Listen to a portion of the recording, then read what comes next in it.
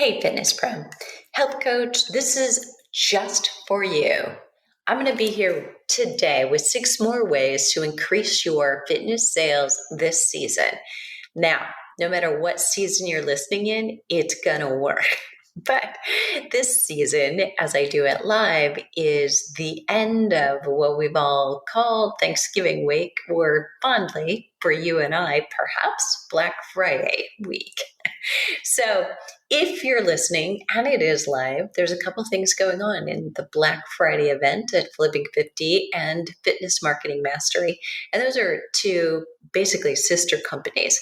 So if you're looking over my shoulder, you are a woman in midlife, you're probably at Flipping 50 as well as at Fitness Marketing Mastery. But don't miss the podcast show notes, the blogs that are there to help you with your marketing even more than the hormone balancing fitness prescription that you can get support with at the Flipping 50 Fitness Specialist. Lots of things going on. But if you've missed it, something you may want to look at if you're not quite too late would be the flipping50.com/specialist masterclass. If we're closed, that'll tell you you've got to come back later. But right now, I'm giving a new masterclass talking about the 3 biggest mistakes trainers and women themselves make when working with women in midlife, potentially even yourself, because, hey, we're not immune, unfortunately, to the changes that occur at midlife. And if you've been following guidelines, position statements, and textbooks, you may not have the best of science information to build your programs on. So I'll put the links in the show notes, but let's dive in. This is all about 6 more ways to increase your fitness sales this season. See some prior episodes, show notes, or listen. You can find them on iTunes, Stitcher, iHeartRadio, wherever you love to listen. And I've also shared some previously. But these are quick fixes for health and fitness professionals. Now, rest assured, I'm going to give you 6 more ways to increase your sales this season, but I'm going to do it in a slightly backhanded way. That is, I'm going to share why your marketing isn't bringing you more sales. The most common mistakes. These are the 6 reasons why too many fitness pros are striking out when it comes to social media or any marketing for that reason, and what to do about it. So let's start. Number 1, you failed to serve your customers. Now, let me explain, because intentionally you wouldn't do that, but unintentionally it may be showing up. Posting generic information that any other fitness professional can post, you need to ask why you're doing that.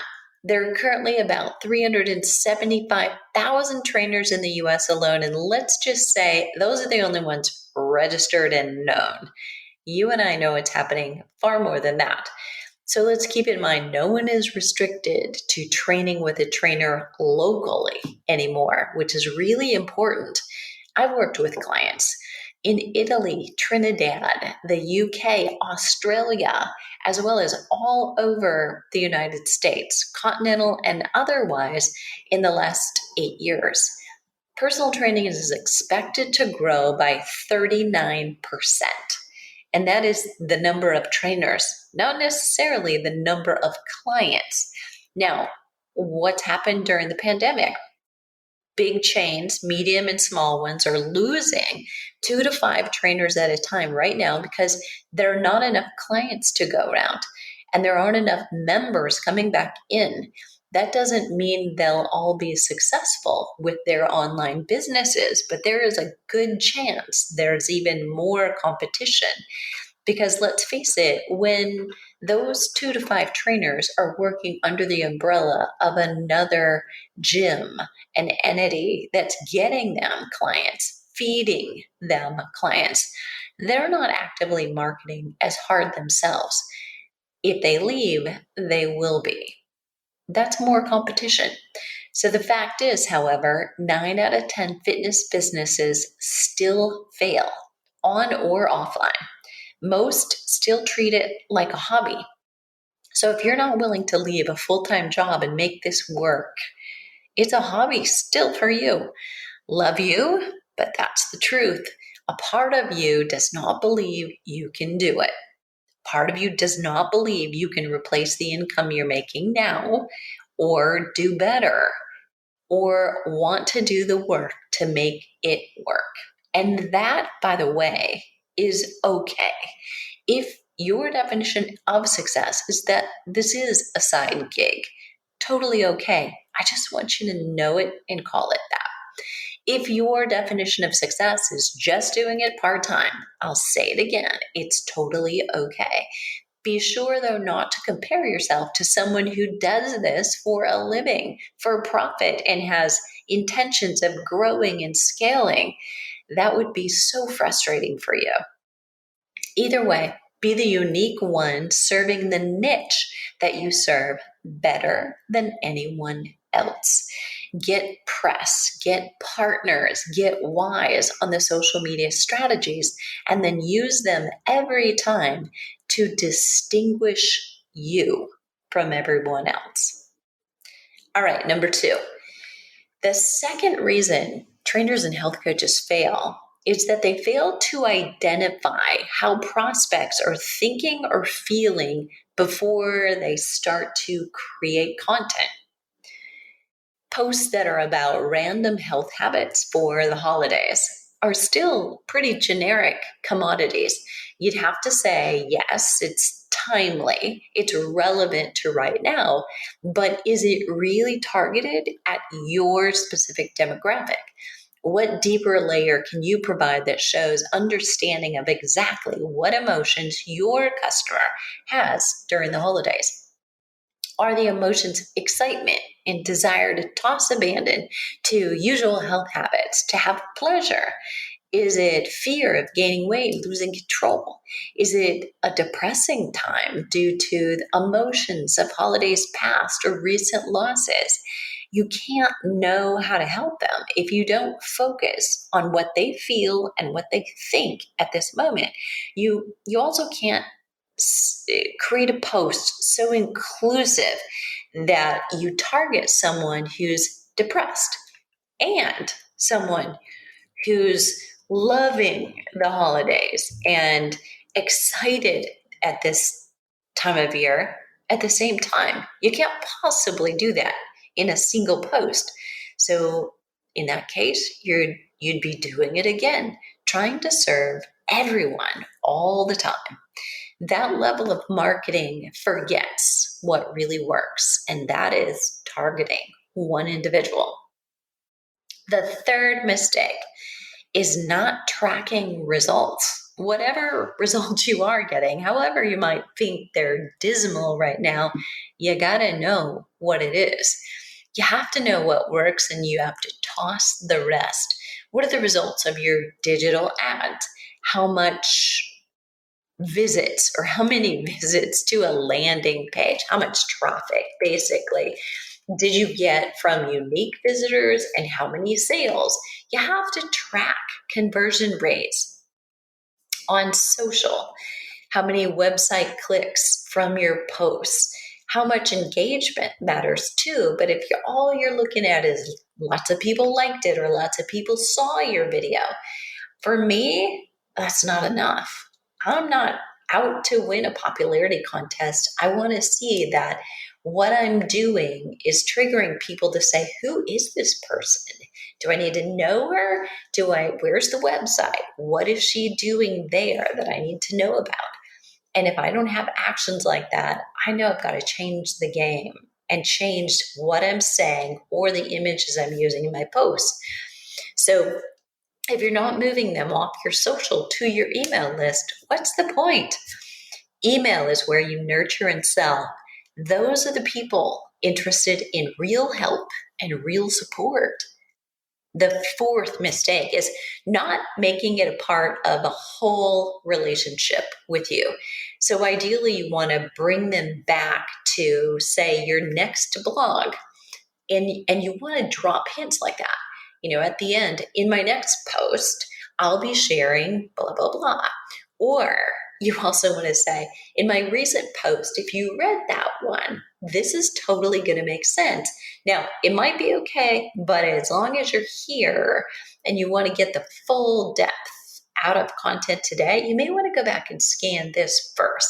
So you're going to link back to more content. Now they're really getting to know you and your story and the whole thing. So link them back. Make one episode dependent slightly on another, or at least trigger curiosity about juicy content you have for them. Number 5 is just being way too long on your introductions in the beginning of your blog, but mostly talking video and podcasting or audio that you might be doing, and the explanation of what you're going to do. My hand is up over here, so no judgment.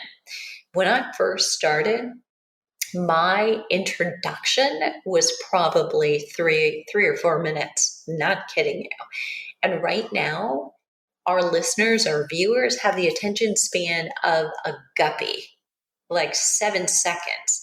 So if you don't get into it right away, you're playing some cute little intro video, or you're saying, hey, I'm so-and-so, I'm the so-and-so award winner, and I have 4 degrees, and I have 17 certifications, and you're listing them all, and I have 37 years of experience. No one cares.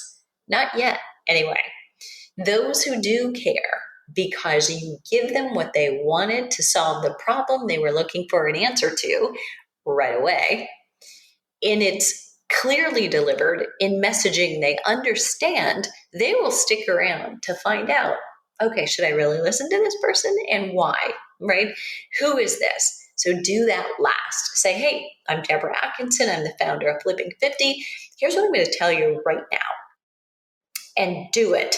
Just do it, right? So telling you, hey, here's what I'm going to give you right now. Today, I might have said, I'm going to share with you today 6 more ways to increase your fitness sales this season. I'm Deborah Atkinson. I'm the founder of Flipping 50, the host and home of the first and the only made for menopause fitness membership in the world. And I've also created the Flipping 50 Menopause Fitness Specialist course so that you can have a certificate suitable for framing and you can have the solutions to problem solving for your female clients in menopause, about to be in menopause, or post-menopause. Welcome to Fitness Marketing Mastery. That's my intro and bio. But if I'm going to jump right in a video and not so much a podcast where you might be a brand new listener, I've got to share something right away. So be clear on that. Get to the answer of the problem, the title of that video within seconds. Whatever your title or image promises to deliver, that's what you've got to get to. Do it. No long bumper, talk about the show or anything about you, but the thing you promised in the title. That was so juicy that it got them there in the first place. If you're on a live and you wait until a few more join, do you do that? Like you go live and it's time, or it's a few minutes after the time you told people to be there, and you're like, I'm just waiting for other people to come on. Everybody who is on right now feels like you just slapped them in the face, like they're not important, like they got there on time, but that doesn't matter. So you just want to jump in right away and honor people's time in that case, but you also want to get right to it. Start when you said you'd start, or open with the most important piece. You, if you want to banter a little bit, should join early. If you want to wait a few minutes just to talk to people, because it does take people a few seconds to log on. So get on 5 minutes early and let everybody know, hey, I don't want to start early. They'll start at top of the hour with the Q&A, just like I promised. So right now, if you've got a question, I'd love to answer it. And that you can do. But it's really maddening for busy people, or to prompt people when you ignore them in favor of the latecomers. So, or it's also in position when you don't just give them the info you promised them before you do some long prelude. And last but not least, number 6, thinking they need to know who you are and how you're qualified first is a huge mistake. And I alluded to this earlier. It's easy to think they need to know who you are so that they trust you and launch into your years of experience or your degrees. They don't. And for that reason, they'll choose a stranger who's simply been a fitness enthusiast for years, happens to have a good luck and next to no training if they get quicker answer than listening to a dissertation about your background. So super important that you get right to it. You deliver what they want, which is the answer to the problem they're searching for. There's a place for it, but don't lead with your credentials. They are, really there for the support. They want to know, what can you do for me? Not who are you and how should I think that you're just credible and an authority and everything. So give them what they want, why they got there. There they are. A backhanded way of finding 6 more ways to increase your fitness sales. Now, I know I didn't tell you to sell consultations, sell 5-session packages, because they go better than 3 or 10. Truly, that may be true. It's if you present 3 options, most people will take the one in the middle. But what I did give you is a way to get in first. So you may be making a better offer of 3 different options so that somebody does choose that middle one. However, you've got to get that in front of them first. And you won't if you keep stalling and you miss the pieces that you really need to give them. Do you make any of those mistakes? Choose just one of them. If you make more than one, and change it first before you try the overwhelming task of changing all of them at once. If you felt like you just can't understand why what you're doing doesn't work, these 6 reasons your marketing doesn't work right now may give you the ability to see it. Okay, so what are you waiting for? The world needs you right now more than ever. And if you want to leave a comment or a question, you can do that below the show notes. And that's at fitnessmarketingmastery.com. 6 more ways. And that's all you need to know. The number 6.